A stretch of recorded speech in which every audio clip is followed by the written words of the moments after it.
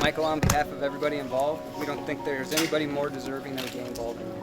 Thanks. Absolutely.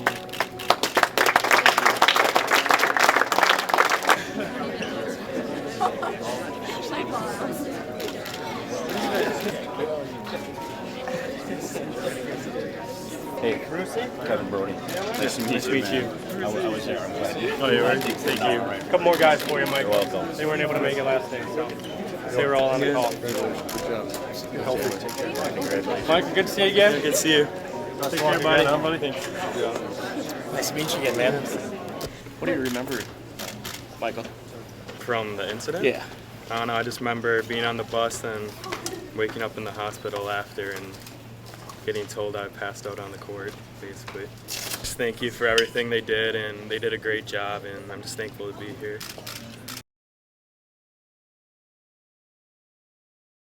It's never good in a gym when things go silent. So I was kind of around a curtain and kind of getting to the point where I could see both courts.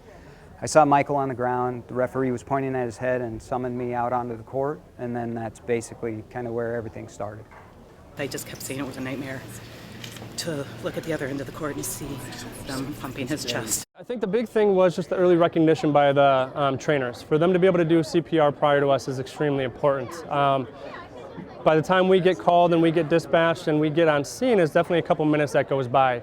And every minute that goes by, you know, his heart isn't pumping if nobody's doing anything. So what they're able to do is, them doing early CPR allows them to deliver that oxygen-rich blood to his brain, and that's why we're having such positive results with Michael today, as you know, he had early CPR and early defibrillation. In each of our schools, we have at least one defibrillator, and we train each year an emergency response team for each school so that they're prepared and ready in the event of a cardiac event. But it was one of those things where the emergency action plan kind of all came together, even though the parts didn't know each other. West Allis Fire Department and the EMTs and the paramedics did an unbelievable job, and it was seamless and ended up being a great day. One of the questions we're sometimes asked is why schools, and an interesting statistic is that 20% of the U.S. population, both adults and children, are in a school at any time during the day. So it's a place for a lot of traffic, both children and adults. And there's a lot of people around, and you have a lot of people who are able to respond in emergencies. We don't know why he had this arrest at the time, and so through subsequent evaluation, we found out that he has a heart condition that likely caused it. But the reason that he's walking out of the hospital today is because of the prompt response by the people that were available at the scene to recognize that he was in trouble and provide CPR promptly and get an AD ready and have it available for defibrillation. To Children's, which happened to be 10 minutes up the road. We usually don't play in this area, so to be close to this hospital and to have that trainer there who, all the doctors up on the trauma floor and all of his doctors said he got excellent CPR, and that made the difference.